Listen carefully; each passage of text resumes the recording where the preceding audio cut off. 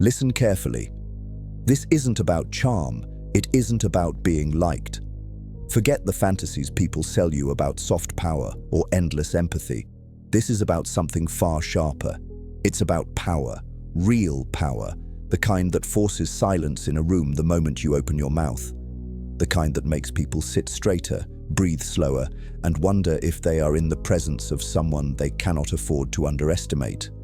Leaders don't ask for authority. They don't wait for permission. They radiate it. Their words are weapons, short, precise, brutal. Every sentence feels like a verdict, every pause like a knife pressed against the throat of doubt. That's how you must talk if you want to ascend above the masses, with absolute conviction and ruthless restraint. When you speak, you do not explain, you do not justify, you declare. And if someone questions, you do not defend yourself. You sharpen the silence until their own uncertainty strangles them. This is the first law of Machiavellian speech. Cut weakness from your tongue and speak only with the weight of inevitability. Comment below. My words are law. Say it, claim it, and own it. 2. The silence before the strike. Power is not only in the words you speak, it lives in the silence between them. The weak fear silence because it exposes their insecurity. They rush to fill the air with noise, thinking sound equals strength. But true leaders know this. Silence is the most dangerous weapon in the arsenal. It builds pressure. It makes others reveal themselves. It forces people to lean forward, waiting for your judgment. When you pause before you speak, you seize control of time itself. The world revolves around your decision to release or withhold words. That is the mark of dominance. Machiavelli wrote that men are driven by fear and desire. Silence inflames both. In the pause, they fear what you might say next. In the pause, they desire your approval, your clarity, your command. The art of silence is not emptiness. It is calculated warfare. Hold eye contact. Let them sweat. Let them choke on the uncertainty. In their desperation, they will over-explain, over-confess, or overcompensate. And in that moment, you win without ever lifting a finger. Never fear the pause. A leader's silence is louder than the follower's speech. The more uncomfortable others feel, the stronger your grip becomes. You are not reacting. You are orchestrating. Every heartbeat they spend waiting on you increases your influence. This is how you create presence without trying. This is how you turn conversations into arenas where you alone decide when the fight begins. Understand this. Silence is not absence. Silence is the throne. And when you sit on it, others bow without even realizing they have. Comment below. My silence commands. 3. The blade of precision. Words are weapons. Most people wield them like dull sticks, swinging wildly, hoping to land a hit. Leaders do not. Leaders sharpen their speech until it becomes a blade, clean, cold, and exact. Precision is not optional. It is the very essence of power. When you speak with precision, you slice through the fog of confusion. People stop questioning and start following. Vagueness is weakness. Rambling is weakness. Over-explaining is weakness. A leader knows that one sharp sentence can destroy resistance faster than 1,000 soft paragraphs. This is why the Machiavellian speaks not to comfort, but to conquer. To talk like a leader, you must master restraint. Say only what advances your purpose. Cut everything else. The more you say, the more you reveal. The less you say, the more they wonder.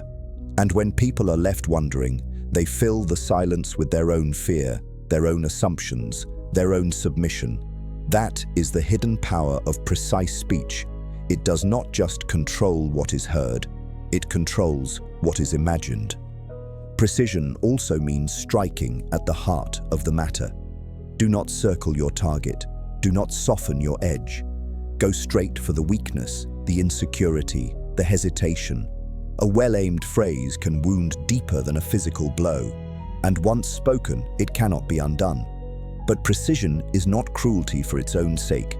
It is strategy. It is efficiency. It is control. Every unnecessary word you discard is weight lifted from your presence. Every exact phrase you deliver is authority multiplied. Like a blade, your words must gleam, stripped of rust, stripped of hesitation, sharpened until they command respect by their very sound. When others speak loosely, let them. Their clumsiness only highlights your clarity. Their noise only sharpens your silence. Your goal is not to win arguments. Your goal is to leave no space for argument at all. That is the highest form of communication, domination without debate. So from this moment forward, vow to sharpen your speech until it cuts. Be deliberate, be ruthless, be exact. Speak less, but say more. Speak rarely, but strike deeply. And always remember, every word you release should feel like a verdict. Comment below. My words are blades. 4. Commanding presence. Presence is not an accident. It is engineered. A true leader does not walk into a room and hope to be noticed. He designs his energy, his posture, his very aura to demand attention without ever asking for it. Presence is the invisible throne you carry with you everywhere you go. And if you wish to talk like a leader, your words must ride on a foundation of presence so undeniable that silence feels like your echo. Commanding presence begins before you speak. Your posture is a declaration. Shoulders back, chest open, chin steady. This body language signals that you are anchored, immovable, untouchable. Machiavelli understood that appearances shape perception more than truth. People do not follow the strongest man. They follow the one who appears strongest. If your presence radiates power, others will surrender before a single word leaves your mouth. Next comes your eyes. The weak avoid them. The insecure dart around nervously. But the leader holds gaze with precision, not aggression. Eye contact should not be frantic fire. It should be steady steel. When you look at someone, you do not merely see them. You make them feel seen, exposed, measured. That alone is dominance. Your movements must mirror your words. The frantic man kills his presence with nervous gestures. The strong man amplifies his message by moving slowly, deliberately, with intention. Every gesture must feel earned, every step like it carries weight. Think of your body as punctuation. When your words end, your stillness or your motion completes the command. Presence is also about energy control. The average man leaks energy by talking too much, fidgeting too often, or revealing too quickly. A leader conserves. He withholds. He lets the tension build until others bend toward him, desperate for the release. This is psychological gravity. Presence is not about chasing attention. It is about making others orbit around you. And finally, presence demands consistency. You cannot switch it on and off. A true leader understands that people are always watching, always testing, always weighing. Even when silent, even when walking away, your aura must remain intact. Leadership is not performance, it is identity. You are not acting powerful, you are power. When presence and speech unite, your words carry more than meaning. They carry weight. They strike not just the ears, but the mind, the gut, the soul. This is why some men can command armies with a whisper, while others can shout for years and never be followed. From now on, walk as though you are already king. Speak as though you are already law, and radiate presence so strongly that people sense it before you even arrive. Comment below. I am the presence they cannot ignore. 5. The mask of ruthless calm. Power is not always loud. In fact, the greatest power is often silent, steady, and terrifying in its composure. The weak man shows his emotions like open wounds. He rages, he complains, he panics, and in doing so, he hands his enemies a map of his vulnerabilities. But the leader wears the mask of ruthless calm. He reveals nothing. He controls everything. Understand this. People trust those who appear unshakable. They fear them too. When chaos erupts, the crowd looks for the man who does not flinch. They look for the one whose pulse remains steady while everyone else loses control. That man is the leader. That man becomes the anchor in the storm, and you must become that man. Calm is not weakness. It is calculation. It is the art of disguising your fire beneath a surface of ice. When someone insults you, you do not react. You measure. When a challenge arises, you do not panic. You strategize. This is the Machiavellian approach. Conceal your turmoil, project control, and let others destroy themselves through their own outbursts. Think of the great strategists. They never revealed their hand. They waited, they observed, and they acted only when the advantage was absolute. To talk like a leader, you must adopt this same discipline. Do not rush to respond. Do not rise to bait. Each word must feel like it was weighed on the scales of inevitability. Your calmness will suffocate the impulsive, expose the undisciplined, and unsettle the arrogant. The mask of ruthless calm also multiplies the value of your speech. When you finally choose to speak, people lean in. They sense the gravity. They feel the authority. Why? Because you've trained them to associate your words with control, not chaos. You have starved them of noise, so when sound finally comes, it feels like prophecy. But do not confuse calmness with softness. Calmness is not submission. Calmness is the blade hidden in the velvet sheath. It is the cold stare that warns, "Push me, and I will end you without raising my voice." This calmness carries an aura of inevitability, the sense that nothing can break you, nothing can distract you, nothing can penetrate your armor. And when people believe that, they stop challenging you. Machiavelli warned that leaders must be both lion and fox, strong enough to strike, clever enough to conceal. Ruthless calm is the fox's disguise, hiding the lion's violence beneath a mask of control. Use it to disarm your rivals. Let them think you are unmoved. Let them underestimate the storm waiting behind your silence. And then, when the time is right, strike with devastating precision. From this day forward, discipline yourself. No visible panic, no uncontrolled anger, no public weakness. Every expression, every tone, every reaction must be trained until it projects absolute mastery. In doing so, you transform into something rare, the leader whose emotions serve him, not the other way around. Remember this, men who cannot govern themselves can never govern others. Control your emotions and you control the battlefield. Control your calm and you control the room. Control your mask and you control your destiny. Comment below, "My calm is my weapon." 6. The weight of fear and respect. Every leader must decide what currency he will rule with: love, respect, or fear. Weak men chase love. They want to be liked, to be adored, to be accepted. But love is fragile. It bends when tested, and it evaporates when loyalty costs too much. Respect, on the other hand, is forged in discipline, carved into the memory of others by consistency, strength, and dominance. Fear is even sharper. Fear ensures obedience when respect alone falters. The Machiavellian understands this balance. It is better to be feared than loved, but best of all is to be respected through fear. Understand this. Fear and respect are not opposites. They are twins. Fear without respect is tyranny, destined to collapse. Respect without fear is weakness, destined to be tested. A leader who commands both becomes untouchable. People follow him not only because they admire him, but because they dare not cross him. That is the weight you must cultivate in your presence, your voice, your very shadow. How do you command respect? First, by consistency. You cannot demand respect on Monday and beg for approval on Tuesday.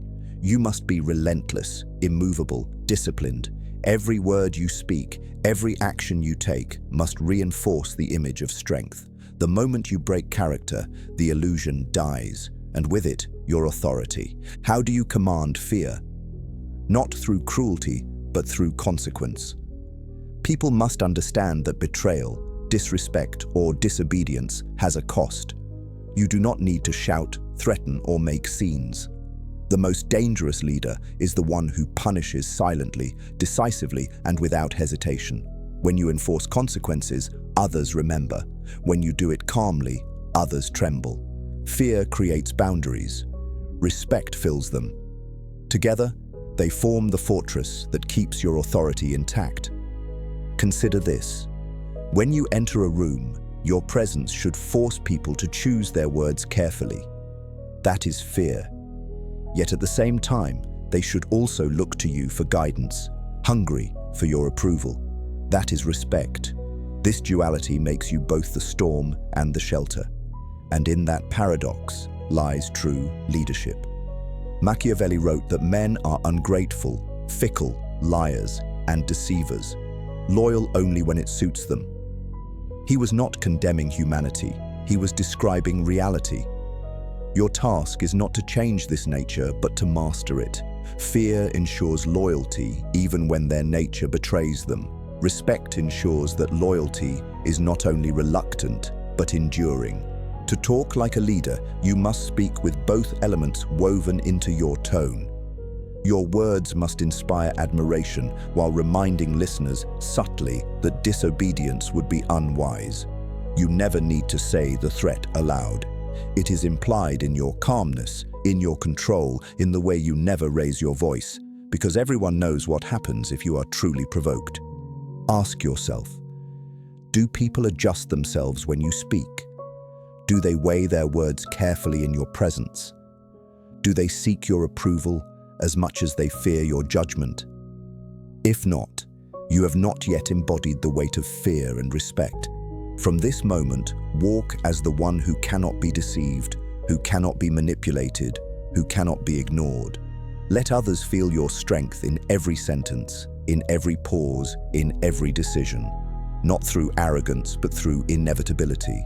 That is how you ascend. That is how you rule. Comment below, I command fear and respect. 7. The psychology of control. Control is the foundation of leadership. Not brute strength, not charisma, not luck, but control. The man who controls himself, his environment, and the minds of others becomes untouchable. Understand this clearly. Power is not only about what you can do, it is about what you can make others believe, feel, and obey. Control is both visible and invisible. It is the art of pulling strings without anyone realizing they are in your hands. First, control begins with the self. A man who cannot master his impulses is nothing more than a slave in disguise. The Machiavellian knows that emotions are daggers, dangerous if left unchecked. Anger makes you reckless. Desire makes you predictable. Fear makes you weak. The first step to control is silence within. Discipline your mind until your emotions become tools, not tyrants. When others are provoked, you remain calm. When others panic, you remain steady. That contrast alone elevates you above the herd. Second, control extends to perception. You must learn to shape how others see you. Perception is reality, and reality is power. Appear confident even when uncertain. Appear unshaken even when threatened. Appear inevitable even when the odds lean against you. Why? Because people rarely follow the truth. They follow the image. They follow the man who convinces them that resistance is futile. This is why rulers wear crowns, why generals wear medals, why leaders surround themselves with symbols of authority. Humans are wired to obey appearances. Learn this law, and you can rule without lifting a blade. Third, control is psychological warfare. The weak beg for agreement, the strong manufacture it. To talk like a leader, you must use language that frames reality itself. Do not ask, "What should we do?" Declare, "This is the way forward." Do not say, "I think." Say, "It will be." Replace uncertainty with finality, and you will watch others conform to your certainty. The Machiavellian leader does not just speak, he engineers belief. Control also thrives on scarcity. The more accessible you are, the less value your presence holds. The more you reveal, the less weight your words carry. By withholding, by rationing your time, your energy, your approval, you create hunger. People chase what they cannot easily have. They bend to what feels rare. This is why the leader does not chase attention. He makes attention chase him. Another element of control is manipulation, but not in the shallow sense most imagine. Manipulation is not lies for amusement. It is the deliberate steering of human behavior. You exploit desires, fears, and insecurities, guiding others to act in ways that serve your design while making them believe it was their idea. This is not cruelty, it is strategy. If you do not shape minds, someone else will shape them against you. Finally, control means consequence. People must understand that your words are not mere suggestions, but laws with teeth. Reward loyalty, punish betrayal, and never bluff. If you say there will be a cost, enforce it. Consistency in consequences creates psychological chains stronger than iron. People obey not just because they respect you, but because they believe resistance is dangerous. Control, then, is total. It begins inside you and radiates outward. It governs your face, your tone, your timing, your silence. It shapes how others see you, how they speak to you, how they move around you. And the ultimate test of control is this: can you bend reality so that others live in your frame of power without realizing it?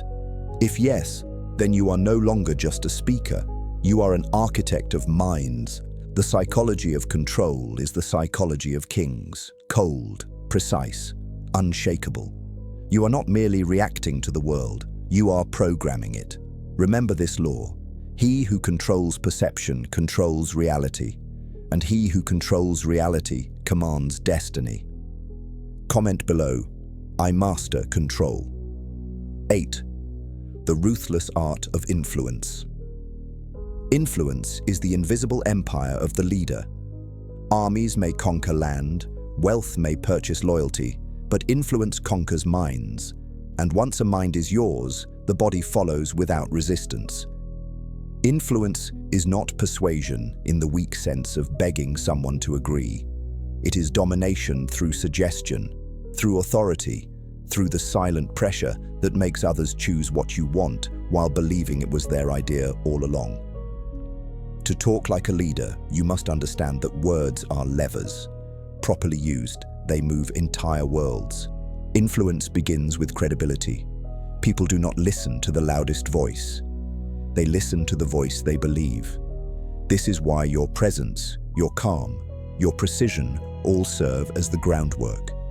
Every time you speak, you are either building or destroying credibility. Say less, but when you speak, speak with authority. Over time, your words become heavier, your statements harder to ignore. The man of influence is the man whose voice lingers long after the conversation ends. But influence is not only about authority, it is about psychology. Humans crave validation, direction, and certainty. They want someone to tell them who they are, where they belong, and what future awaits them.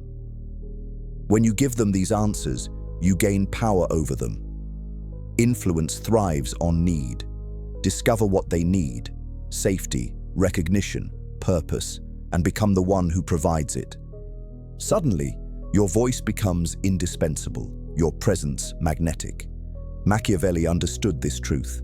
Men are selfish, but predictable. Appeal to their fears and desires, and you can steer them anywhere. Influence means never pushing directly against resistance. Instead, you guide subtly, like water shaping stone. A sharp order may spark defiance, but a well-placed suggestion makes obedience feel natural. When you frame decisions so that your option feels inevitable, you win without a fight. Another law of influence: scarcity. The more rare your approval, the more valuable it becomes. Compliment rarely, and your praise becomes a treasure. Offer guidance sparingly, and your words become prophecy. People crave what they cannot easily have. By limiting your presence, you create hunger for it. By limiting your words, you make every sentence echo. Influence grows not from flooding people with attention, but from rationing it until they thirst for more. Influence also thrives on mirroring power. People obey those who appear aligned with destiny.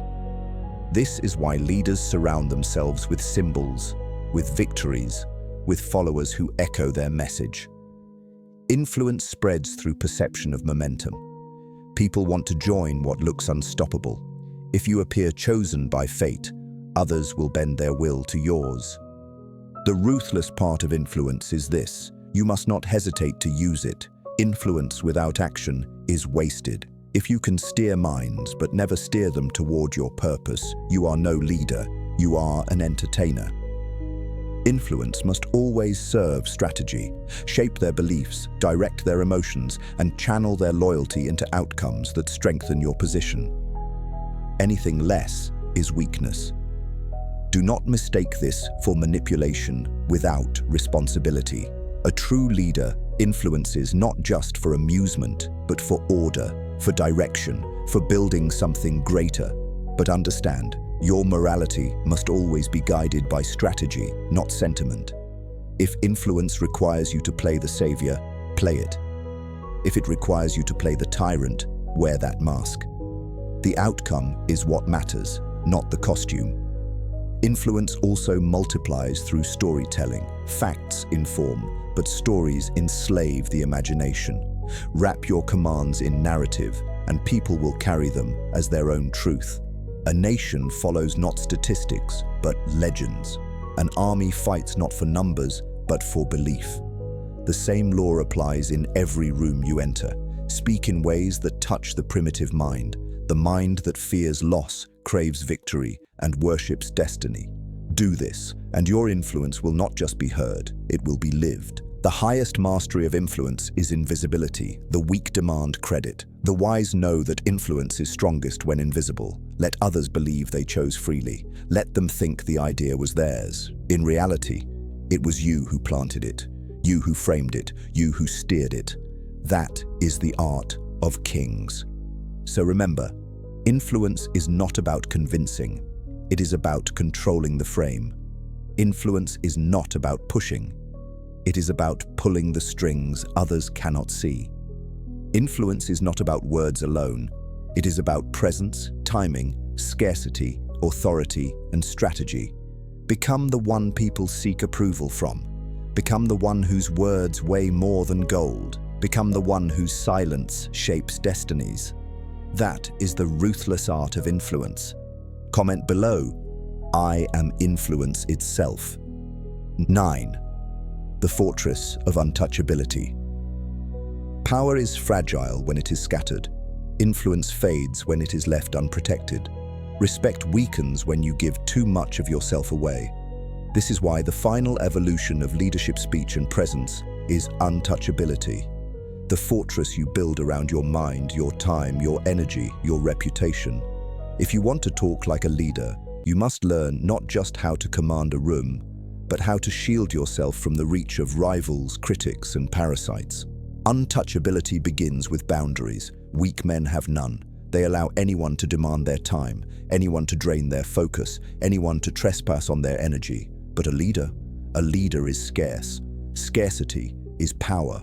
By denying easy access, you magnify your value. By controlling who gets to hear you, you multiply the weight of your words. The untouchable man is never overexposed. He speaks rarely, but when he does, it thunders. He appears selectively, but when he does, the air shifts. Next comes emotional armor.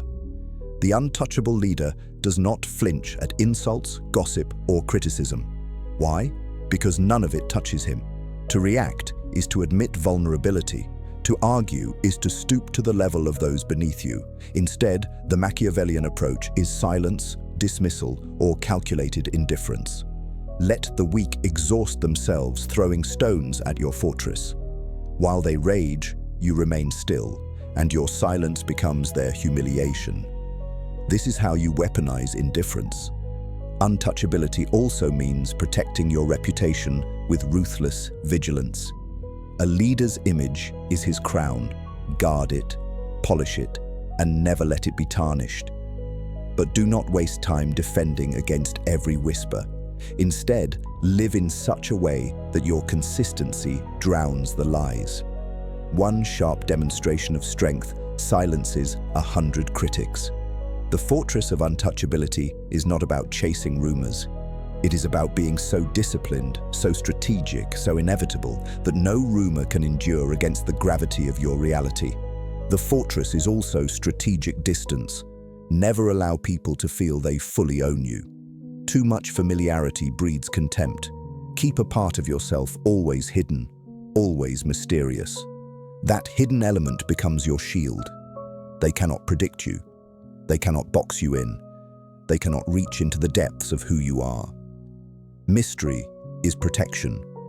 Mystery is leverage. Mystery makes people cautious in your presence, never quite sure where your power begins or ends. Consider also the fortress of control over need. Most men are slaves to approval, attention, validation. They crumble when denied affection. They beg when denied recognition. But the untouchable leader is free from such needs. He speaks not to be liked, but to be obeyed. He acts not to be admired, but to be respected. He stands not to please, but to dominate. When you need nothing from anyone, you become untouchable. Needs are chains. Independence is armor. Another wall in this fortress is unpredictability. Predictable men are easy to manipulate, easy to corner, easy to trap. The leader who wishes to remain untouchable never allows his enemies to read his next move. Sometimes he is generous, sometimes ruthless, sometimes silent, sometimes piercing, sometimes present, sometimes absent. This keeps everyone off balance. Fear grows in uncertainty, and uncertainty builds the fortress taller. Untouchability is also about selective vulnerability. The wise leader understands that complete coldness can alienate followers. So at times he reveals fragments, but never the core. A calculated show of humanity, a brief moment of openness can strengthen loyalty, but it is controlled. It is strategic. It never weakens the fortress, it expands it. You show enough to connect, but never enough to be conquered. The fortress is not isolation, it is mastery. You do not lock yourself away. You move freely, but you remain invulnerable. You speak, but you reveal nothing you don't intend. You connect, but you never depend. You lead, but you never beg. That is the fortress of untouchability. When you talk like a leader from within this fortress, your words take on the tone of inevitability. People sense that nothing can shake you, nothing can be used against you, nothing can drag you down. That perception alone makes you formidable. That aura alone ensures obedience. Remember, Machiavelli taught that men will betray, envy, and oppose you when it suits them. The fortress of untouchability is your insurance against betrayal. It is the wall that protects your authority from erosion.